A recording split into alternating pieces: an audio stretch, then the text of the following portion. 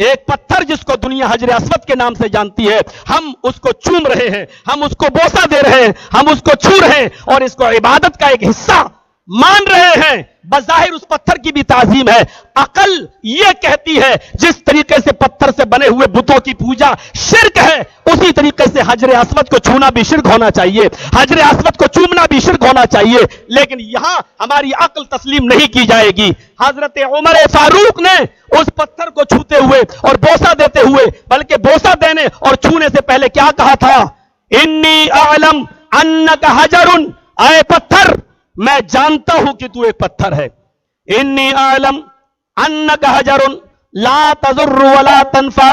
حضرت عمر اس پتھر کو مخاطب کر کے فرماتے ہیں، اے پتھر میں جانتا ہوں کہ تو ایک پتھر ہے، نہ تو کسی کو نفع دے سکتا ہے نہ کسی کو نقصان پہنچا سکتا ہے۔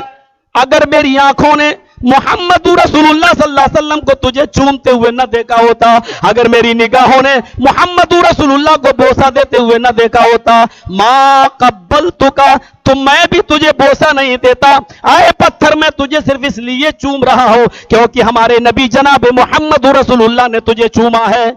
کتنی آسانی کے ساتھ آپ نے اس لڑائی و جھگڑے کو ختم کر دیا۔ بظاہر جس طرح ہندو پوجا کر رہا ہے پتھر کی اور اس کو اپنا معبود سمجھ رہا ہے، یہاں پر بھی تعظیم ہو رہی ہے اس پتھر کو چومنا، اس پتھر کو چاٹنا، اس پتھر کو ہاتھ لگانا، اس پتھر کو چھو کر اپنے گناہ معاف کرانا بظاہر تعظیم ہے، لیکن حضرت عمر نے کافر اور مسلمانوں کے درمیان یہ فرق کر دیا، کیونکہ کافر جب کسی پتھر کے مورتی کے سامنے جھکتا ہے تو اس کو اپنا معبود سمجھتا ہے، لیکن حضرت عمر نے کہا لا تضر ولا تنفع، نہ تیرے اندر نقصان دینے کی طاقت ہے نہ تیرے اندر نفع پہنچانے کی طاقت ہے، میں تجھے صرف اس لیے چوم رہا ہوں کیونکہ ہمارے نبی جناب محمد رسول اللہ نے چوما۔ یہاں اطاعت ہے، پتھر کی تعظیم نہیں ہے۔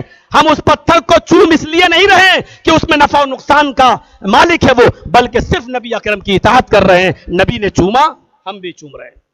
سمجھ رہے ہیں؟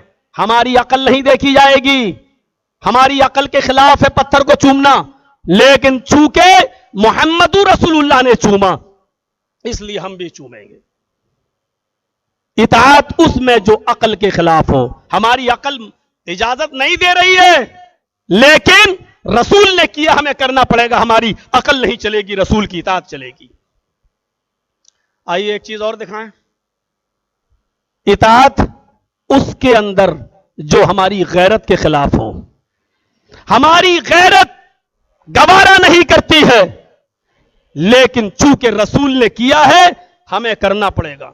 صلح حدیبیہ کا وہ منظر آپ کو یاد ہوگا، طالبات ہیں، پڑھتی ہیں، آپ کی معلمات نے آپ کو پڑھایا ہوگا، آپ کے اساتذہ نے آپ کو پڑھایا ہوگا۔ صلح حدیبیہ بڑی دب کر صلح کی گئی۔ سہیل جو ابو جندل کا باپ تھا، سہیل نے ایسی شرطیں لگا رکھی تھیں جو غیرت کے خلاف تھیں۔ مسلمان ذلت کی موت نہیں مرنا چاہتا تھا۔ صحابہ موت کو گلے لگانا گوارا کر سکتے تھے لیکن ذلیل ہونا گوارا نہیں کرتے تھے، لیکن چونکہ یہاں نبی نے دب کر سمجھوتا کیا تو صحابہ نے بھی نبی کی اطاعت کی۔ آپ دیکھیے، پہلی شرط یہ تھی، آئے محمد ہم تمہیں اس سال عمرے کی اجازت نہیں دیں گے، واپس مدینے جاؤ۔ آپ نے کہا مجھے تمہاری یہ شرط منظور ہے۔ دوسری شرط یہ کہ آئندہ سال تم آ سکتے ہو مکے میں عمرے کی نیت سے، لیکن 3 دن سے زیادہ تمہیں مکے میں رہنے کی اجازت نہیں ہوگی۔ اللہ کے نبی فرماتے ہیں مجھے تمہاری یہ شرط بھی منظور ہے۔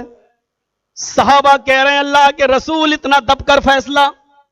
اللہ کے نبی صلی اللہ علیہ وسلم فرماتے ہیں رکیے، تیسری شرط دیکھیے، سہیل نے شرط لگائی، آئے محمد صلی اللہ علیہ وسلم آپ کے صحابہ 3 دن سے زیادہ مکے میں نہیں رہیں گے، نہ آپ نے کہا مجھے تمہاری یہ شرط بھی منظور ہے۔ کہا آئندہ سال آپ آئیں گے، آپ کی تلوار میان میں ہوگی، ہمارے ساتھی تلوار کھلی ہوئی رکھیں گے۔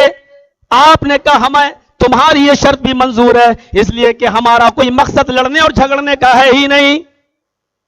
چوتھی شرط، غور کیجئے کتنی زبردست شرطیں۔